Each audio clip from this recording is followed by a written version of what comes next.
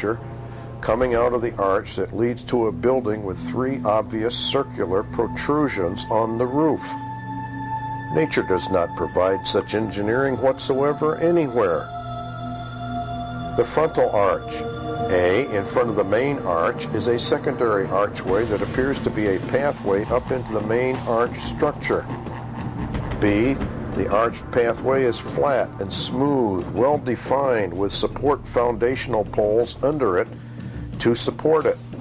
I suppose we're going to be told that nature just figured out that we'd had to have that in order to support this arch. I don't see how anybody can look at this and say natural anomaly, trick of light and shadow.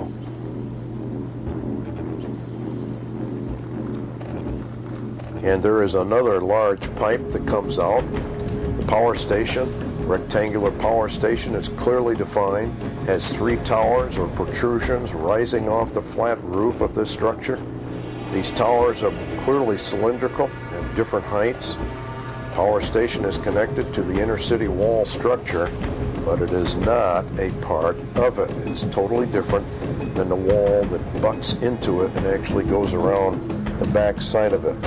The power station has a large pipe that comes out of the side and into the structure just below it.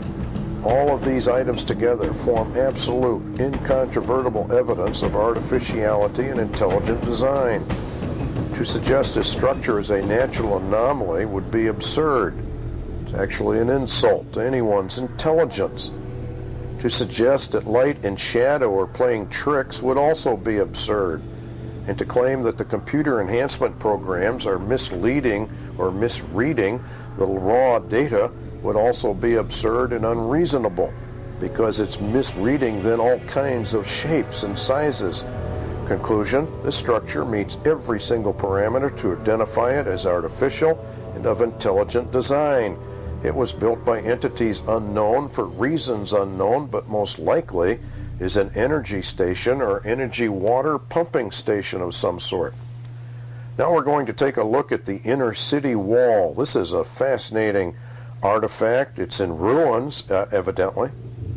We don't know how old it is, but there is a wall structure there that is very, very unique. In fact, it looks as though they've actually carved out of it and made some sort of buildings out of it. As you will see when we get a little closer in, you can see where it flattens out. It's almost like there are several big buildings that were made out of this wall. It's probably 75 feet wide. It's quite tall in some areas as well, probably well over 100 feet tall. And you can see some very, very peculiar flattened areas which appear to have windows in them, as we have drawn for you in this sketch.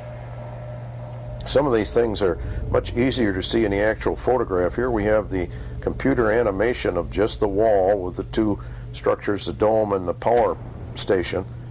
And you will notice at the curved point that it appears as though there may be some sort of a building built within this structure. It's a fascinating artifact. Very, very fascinating. As to what it actually is made of, we don't know. It may have been huge rocks. It does have the appearance that this was built out of huge rocks like the old wall ruins. And there appear to be some lights embedded in it. Evidence of artificiality? Although clearly in ruins, the main part of this wall is still intact, is totally different than all the surrounding terrain. 2, it rises vertically from a flat or sloping surface abruptly and with absolutely no warning whatsoever. 3, the wall is smooth on its vertical face. These are all signs of artificiality. 4, the wall has several arched entry points. The foundation of the step pyramid is clearly visible through the main archway. 5, the wall ends at the power station, wrapping itself around the back of it. The other end stops at the large dome and appears to be an entrance to it. And it's an incredible structure. 7, the wall appears to be built out of large stones. 8, the wall curves around to form a protective shield for the inner city pyramid cluster. In fact, you can see the foundation of the pyramids through the archways. The inner city wall meets all criteria for an artificial structure and intelligent design, built by entities unknown for the obvious reason to protect the inner city structures and form a barrier. The next thing we're going to look at that is amazing with this Tithonia city is the roadway or seawall roadway combination. Depending on how you actually look at this, we favor the fact that this is probably just simply a roadway, but there is a lot of evidence that this was at one time an island in an inland lake or an inland sea area. But as you can see, this roadway looks very much like the Bimini Road stones that were found off the coast of Florida. We have a little clip about that coming up. But this is an amazing, amazing structure.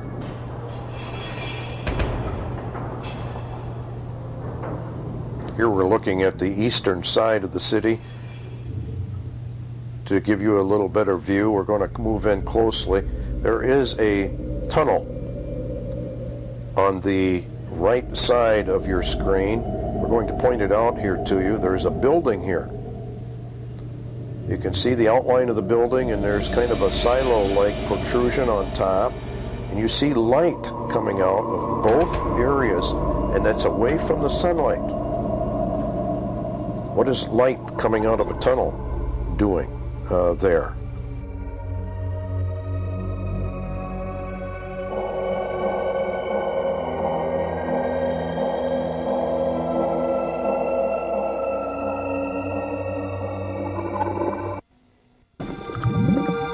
In the late 1960s, a startling discovery was made here off the coast of Bimini.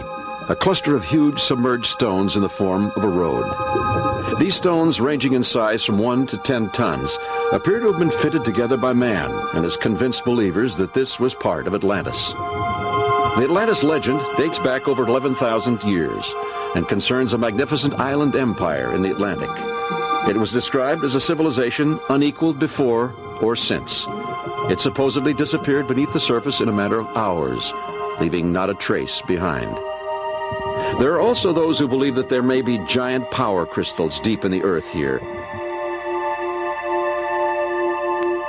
They supposedly help guide UFOs from other worlds and might be the source that affects compasses on both ships and airplanes in the Bermuda Triangle.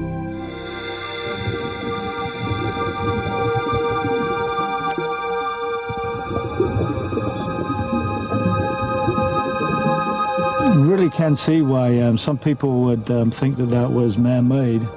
They believe that this is Atlantis, that this is one of the first signs where Atlantis is beginning to show itself, and they believe that over a period of time that more and more and more of the civilization will be able to be seen. I guess if you believe it now, you can see the road. Some of those edges are pretty straight, but kind of not quite enough to convince the skeptic. It's hard to prove one way or the other, and it's not enough to change anyone's mind one way or the other. Evidence for artificiality. The roadway is totally different than all surrounding terrain. It appears to be made of large flat stones laid side by side, as was found in the Bimini Road off the coast of Florida. 3, the primary road begins at a tunnel entrance on the east side and ends beyond the mining building. It actually goes right around the mining building, goes through the flying buttresses, and then it sneaks around behind. There are branches off the main roadway that lead directly to structures or into archways. 5, it is possible that this also served as a possible seawall, as it appears water was once present at this site. 6, there are other roadways that lead to the northern colony. They aren't very visible, but they are actually there. We're going to cover those in Volume 2. Conclusion: the roadway fulfills all the parameters for an artificial structure, clearly designed to enable entrance to a number of tunnels and surface structures built by entities unknown for the purposes of access and protection from possible water erosion.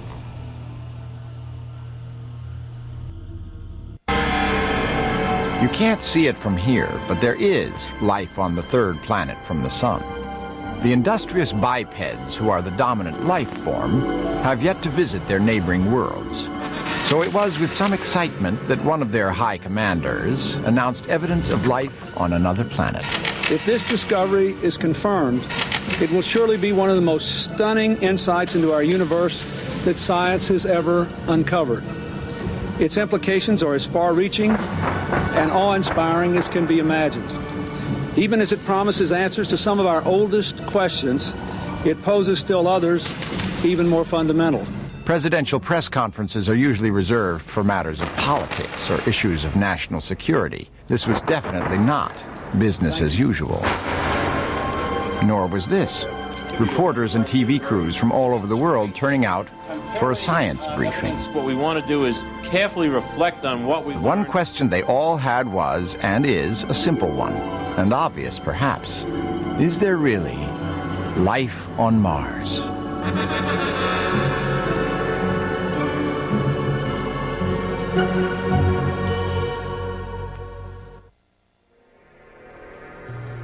Well, the answer is yes. We have shown you incontrovertible evidence, evidence never seen before, evidence direct from NASA's satellite photographs.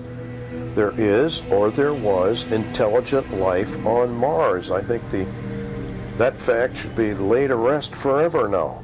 Not just life, but intelligent life. Not just some rocks or hills that look like a face or a pyramid, but rather an entire cluster of buildings engineered for a purpose, under a planned community. It's obvious this research in Tithonia changes everything we thought we knew about our ancient past. For here on Mars, our structures, they're a phantom shadow of structures found in our ancient past. What are they doing on Mars? This discovery will rock the foundations of all the sciences, but especially those of archaeology, anthropology, astronomy, and cosmology. We are not alone. Here is the live download that we did